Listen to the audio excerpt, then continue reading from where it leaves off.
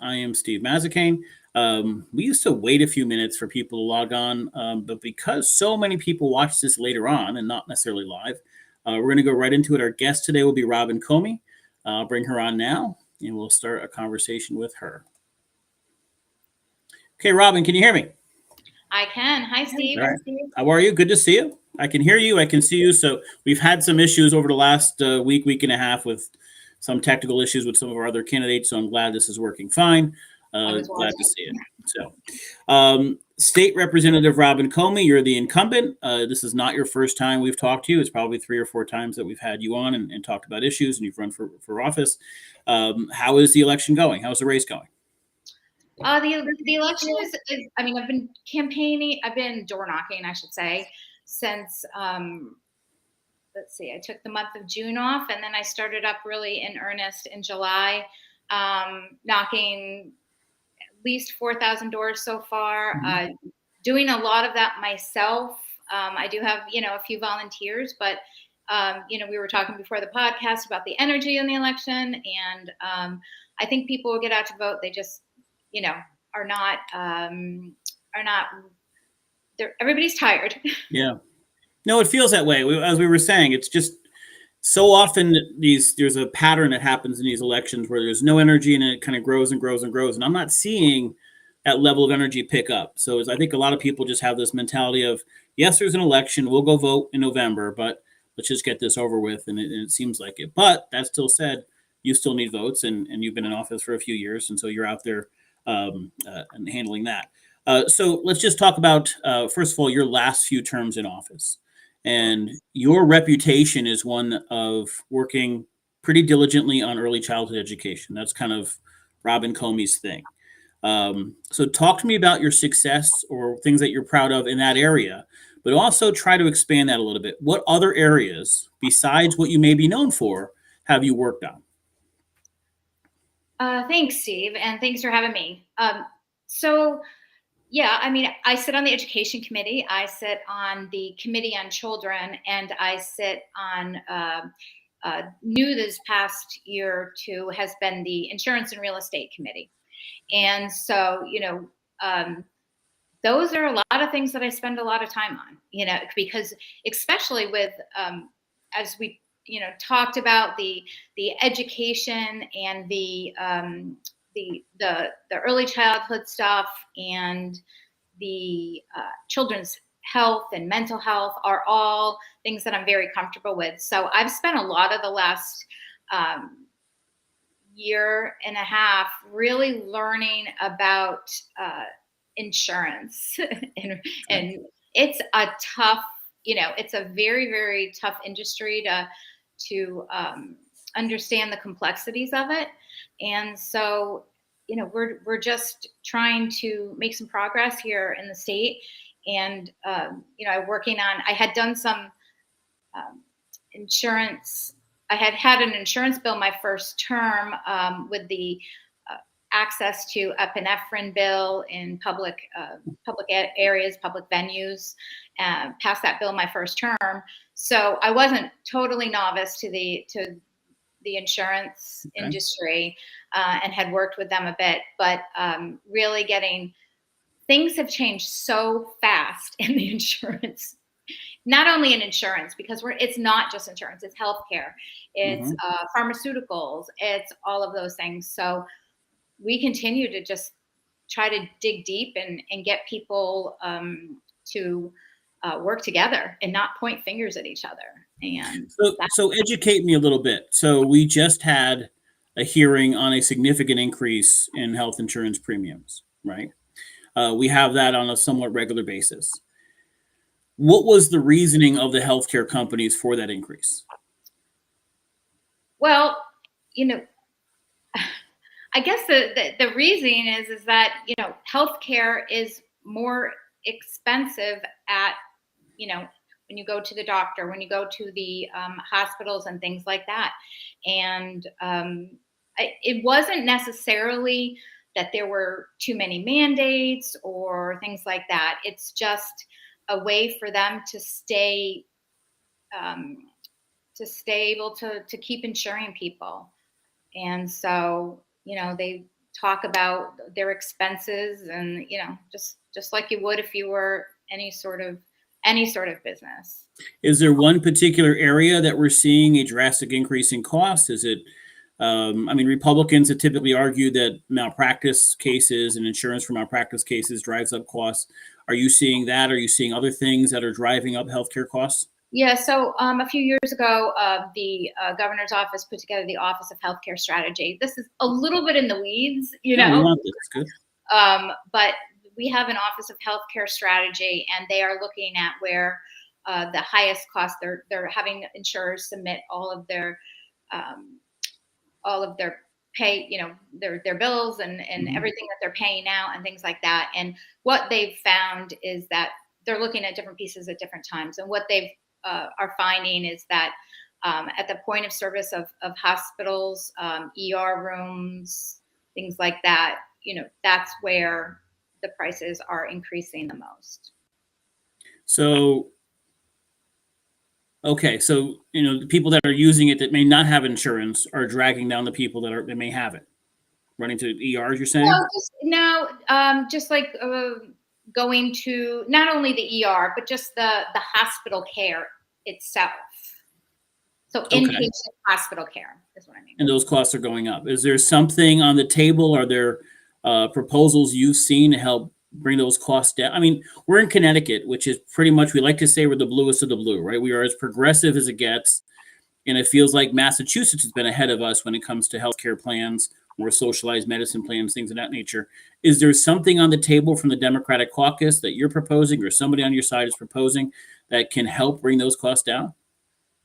Well, there's a lot of work that happens in the off session, right? Mm-hmm. And so right now, in 2021, we had an act increasing the oversight of the mergers and acquisitions of group practices and of hospitals.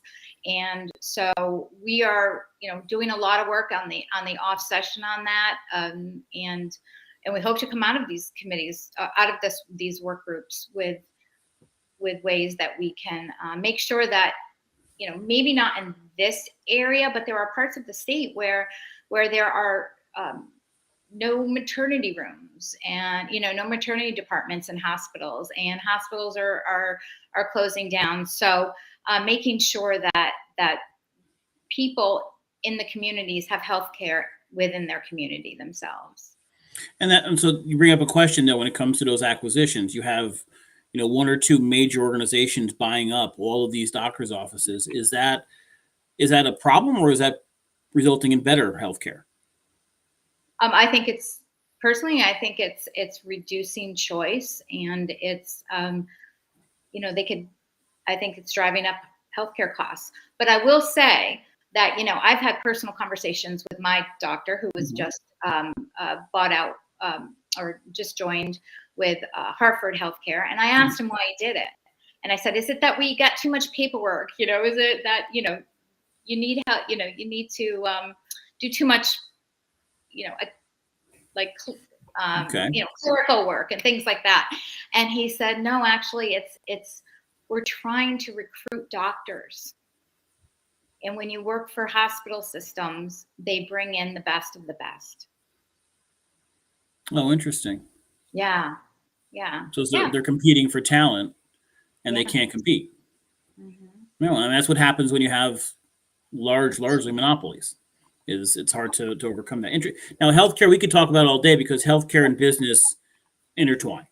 I'm sure whatever, I don't know if you did a chamber thing, but every business discussion you're going to have is probably going to start and end with healthcare.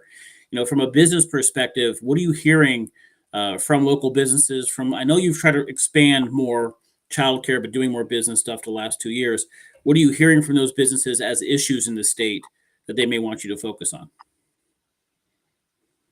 Well, in the insurance committee, we really only have control over about 30% of the market. Mm-hmm. So Access Healthcare, things like that. But fully insured companies, those are companies like I'm going to say Walmart or things like that, where they will pay all the claims out of their pocket, and that's how they insure their self-insured, their employees, right? So Our role in the insurance committee is really to oversee the fully insured. So this past year, we know we got some federal subsidies that were able to be applied, and we've been reducing the cost of some of our access healthcare plans in the Covered Connecticut. Those plans with federal subsidies. Okay, so, but talk about like small business owners. Like Mhm. right now, the cost of doing small business is always some. I don't. It doesn't matter what it is. Every business is going to complain about this, right? Yeah. So, is there something from a healthcare standpoint that you can do, or whoever's elected can do, or the caucus can do, to help them in some way moving forward? Well, the industry is going to drive the change. So, I mean, they're going to be responsible for the change. So, for instance, Cigna just, there are several groups that have small group plans. Okay. And so that is, a great option for a small company who are looking to join with other small businesses. So small group plan is a growing field. And we, are trying to make sure, I mean, it's relatively new in the past couple of years. So we'll see what happens. Okay. Um, Staying on business, you live in Short Beach. Mhm. There's a mixed viewpoint on expansion of Tweed, and I'm not going to lie, I support Tweed. I haven't made that a huge secret, but I know you have people who are very, very much against it, and you have people who are very much for it. It appears to be based on their plane numbers that many people are using it. So, your answer to those that are fighting against Tweed is what? Well, I'm listening to them, first of all. I'm listening to the folks that are in my neighborhood and are reaching out to me. It's a tough subject, right? On one hand, you have the environmental impacts and the quality of life issues. And on the other hand, you have the economic development and the Tweed that growth brings to the area, or the convenience as well. And which I hear all the time when I'm out. And whether, those will, I think, suss out in time, but we have good jobs that come with it and things like that. So I'm torn on this. I'm listening. Nothing is ever black and white in this job. I'm telling the people that are coming to me to keep asking questions. And I know the power of advocacy firsthand. And so we had uh, the legislature doesn't really have a voice in this. And so when the court decided that Tweed could, go forward with their expansion plans, the court decided to put it squarely in the hands of like local boards and municipalities, Mm-hmm. New Haven and things. So I don't have a vote on those bodies. And so the legislature really has no authority over that airport. However, last year there was a bill that came before me. I heard from a pretty fair amount of people. I would say that if that bill came up again, I'd hear from a lot more, because I think that there's growing concern over the community's impact. I did some research on the bill. It wasn't in my committee. What was the bill? It was House Bill 5308, and I think that the bill, it did two things, and my understanding that it was sort of a compromise bill. But the first one was that it gave some positions on the one of the local, One of the authorities? Okay. Yeah, gave some positions for East Haven folks, Okay. or in the area, and then but the other part of the bill was really making clear that the Connecticut Airport Authority doesn't have authority over the airport. It was sort of clarifying some really gray areas. So, anyways, I mean, regardless of what was in the bill, I heard from a lot of people, and I told leadership, and I asked a lot of questions. I talked to a lot of people on it.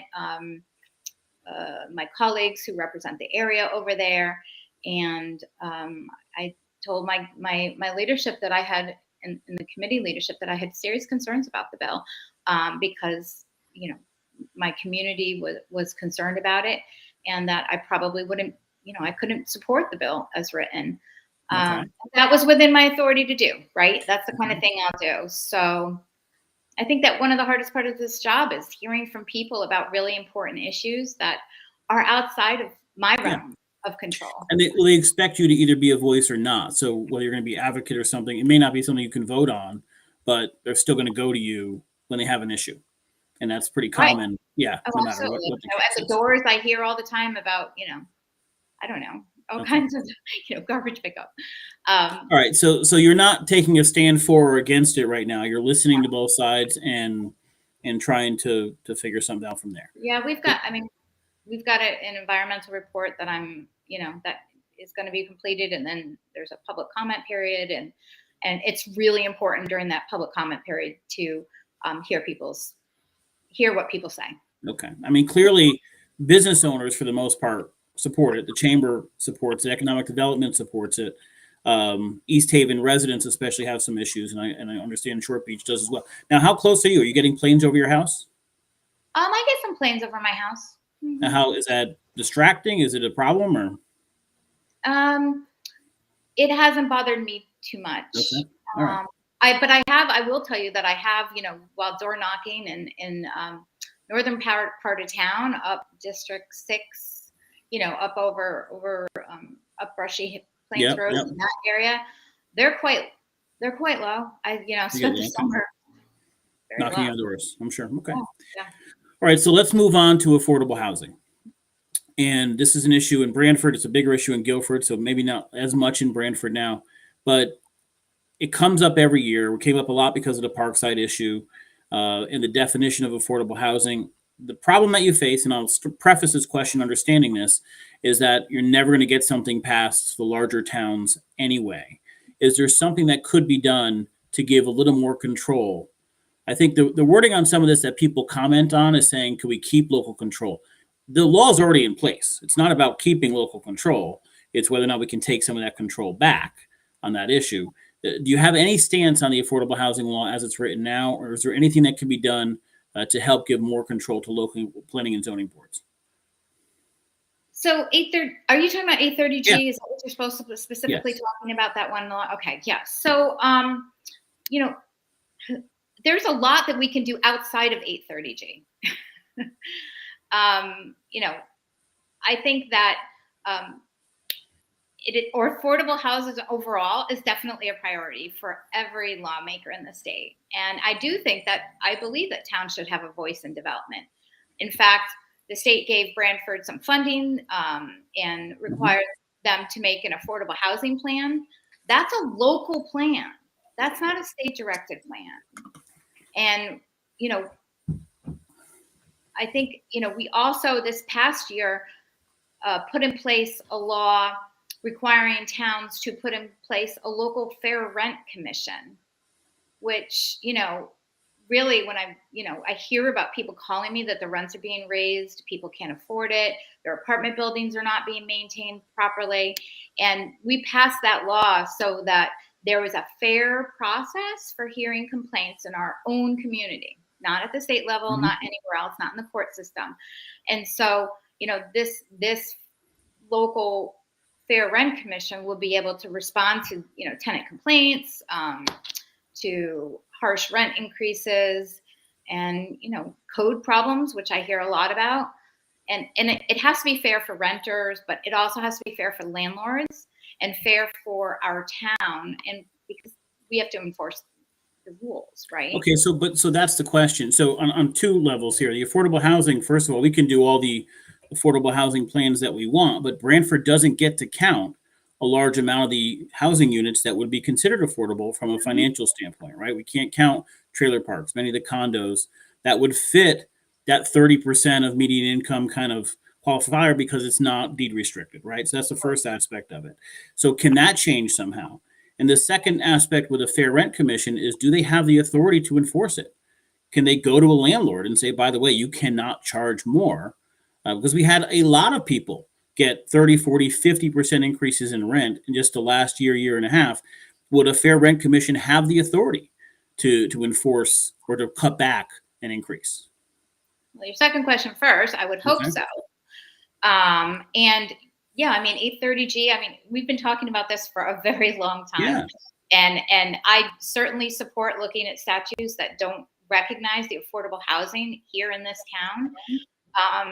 And it doesn't, like you said, take into account the variety of other housing options that we have here in the town. So, I work with suburban legislators, Republicans, Democrats, who are all trying to make changes to the law, make it more equitable, to give Brantford the recognition for the affordable housing we already have. And, if the other sort of piece of that is, which I heard, in your other interview with my opponent, is about the predatory developers, and the concern with that. And I think that, having that affordable housing plan, on the local level, will hopefully be able to, have that can be a part of that, to keep our developers on the best interests of the people who live here or want to live here. Okay. Let's go through a couple issues. Some of these will be softballs for you, but we'll go through these anyway. First is abortion. We know that the Roe v. Wade ruling. It's been a conversation. I mean, Republicans have been asked about it quite often in a fairly blue state. Would you support a constitutional amendment codifying that? Yes, I would, of course. Yeah. But that process, as you know, simply takes a very long time. And, I worry about what might happen on a federal level in November. And I would hate to see a woman's right to choose be very much at risk, in a fast way that might move fast, at the federal level. And those laws would supersede anything here in the state. Yes, we do. So, and we do see laws proposed every year by lawmakers in Hartford that want to decrease access to safe abortion care. So it's really a way to chip away at the current law. And last year we expanded the law to protect women and their healthcare providers. Mm-hmm. And I belong to the Reproductive Healthcare Caucus, and we're continuing to work with the AG's office and ensuring that people who come here for school or coming here to live or work, or people who live here already, are protected. So I think there's a lot at stake to protect, and there's more work to be done. Okay. 2 years ago at this time, you and I were talking about laws about the police department. Yeah. Some things about qualified immunity. We've gotten some questions about that. That law passed. You supported that. And then very quickly, some changes were made in the special session afterwards. Okay. Do you feel that law was a success? Well, I know that we continue to look back at that law and review it. I think that we got some good pieces of the law. We got some investments in our police, in the resources that our police officers have, and we were keeping an eye on any sort of excessive lawsuits along the way. But I think that we continue to look at this issue on a larger basis. Mm-hmm. of how we can be better. Are you seeing lawsuits based on the qualified immunity aspect of it? I'm not aware. Okay. All right. So that being said, you've been in office 4 years. What are you most proud of, first of all? Well, actually, that's pretty easy. I mean, just this past year, we put forward the Children's Mental Health Bill, and that came out of our teeny tiny little Children's Committee, and it was a long time in coming, quite frankly. And we were just so grateful that the governor's office and the leadership gave the committee sort of the full opportunity to explore how we can give more resources to schools, how we can.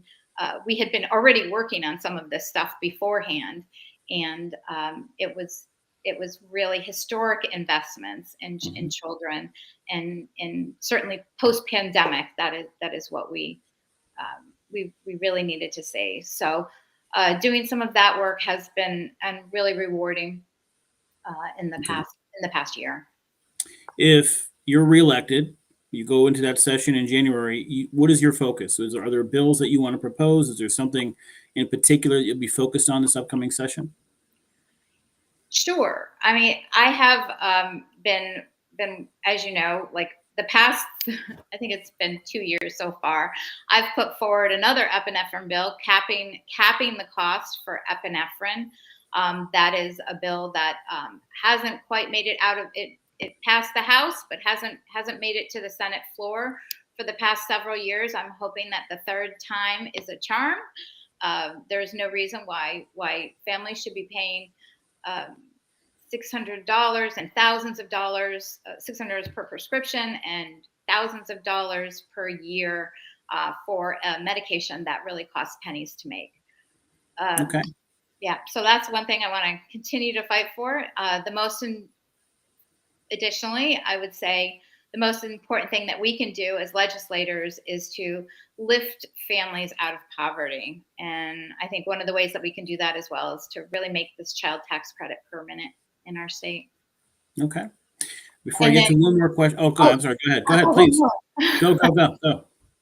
Yep. So I just, I got to get in my early childhood stuff. Sorry, you know how much I love it. I just came back from a national conference with a team from our state team from Connecticut. And we look at childcare is an economic issue. If people don't have safe places, quality places and affordable places to put their kids, they cannot go to work. So our goal this year will be to increase our Care for Kids subsidy rates, our reimbursement rates, and we have a career issue. We have career problems, people not leaving the business, and we can't find enough employees in the early child. So creating more pathways for careers in that area. And one of the things that I'm really excited about is strengthening our work with the business community. We played around with it a little bit over last session, stood next to representatives from CBIA, and they are, after the pandemic, I think they've come to realize that we need to work together on this. We need to work together to make affordable childcare because it truly is an economic issue for the workers of the state. I can't argue that. Okay. We have a minute or two left. Give me your sales pitch. Why should Robin Comey be reelected as state rep? My sales pitch. Well, I guess I could give you my door go ahead. Pitch. So, knock on my door. Go ahead. Actually, it was on your state. Hi, I'm Robin Comey. I'm your state representative, and I just, wanted to introduce myself. And I'm really proud of the work that we've been doing in the state of Connecticut. We have been paying down our pension debt, which will save billions of dollars over the next several years. We've been investing in our families. We gave child tax credits to our families. We've been providing pension and annuity breaks, no taxes. We've been losing our taxes on pension and annuity in the state for seniors. And this is the type of work that I think is putting Connecticut on a firm ground going forward. And I love to represent this town. I love working hard for people of Branford, and I hope that you'll support me on November 8th. All right, Robin, I appreciate you coming on. If we have more questions as we get closer, can we call you up and ask you to come on if you need some answers? Of course. Okay, I appreciate it. Thank you for doing this and getting us out there. It's important. Well, everybody deserves a right to know who you are. I mean, 2 minutes at a door is one thing, but actually getting questions and answering those things and having a conversation is always helpful. So I'm glad you came on. I appreciate it, and we will talk to you soon. Thanks. Thank you. Okay, so thank you to Robin Comey, and thank you to her opponent, Ray, for coming on as well. Both have come on and answered some questions. Her wheelhouse is certainly early child. That's her thing. And some people are passionate about that's her thing. And she's, even Ray, her opponent, said, I had to give her props for what she's done in that case. It's going to be interesting going forward on proposals for business, proposals for affordable housing. Those are things that are continuing to be part of our town-wide conversation, our statewide conversation. It's an interesting situation every state represents because they are the contact for everything, but not everything is in their hands. And so that is a tough spot for her, for Christine Cohen, for Sean Scanlon, for anybody, Candelora, to get all the parties involved, that people go to them for issues. Now, sometimes they can refer it. I need an unemployment problem. They can they can refer you to an unemployment person, but sometimes they can't. And tweet is kind of a catch-22. Now that most of the legislation is done, it is in local hands. The question becomes, are you going to be an advocate for getting tweet or an advocate against it? At some point, every representative is going to have to make that choice, because I would imagine there's going to be more bills proposed by some people on that issue. So it's going to be interesting in the next couple of years to see either Robin or Ray or whatever happens with Tweed from a business perspective. So thank you, Robin, for coming on. Tomorrow is Moira Kelly from Guilford. Robin handles 5 of the 7 districts in Guilford. Moira handles 2 in Brantford. Moira handles 2 and Guilford, and also a little bit of maybe North Brantford. I'm not quite sure. We'll have her on. I've never met her before. I met her briefly. She was in the fried dough booth with me this year at the festival, but interesting to have an actual conversation with her on some of her thoughts and ideas. Then on Thursday, we have Chrissy back on. We had technical issues last time. We have him back on Thursday, and then next week we'll have Christine Cohen. Not sure what day yet. We're still working that out. But thank you for joining us. Thank you for Robin. Thank you for Ray from coming on. We got both of that whole ticket handled, and we'll move on from there.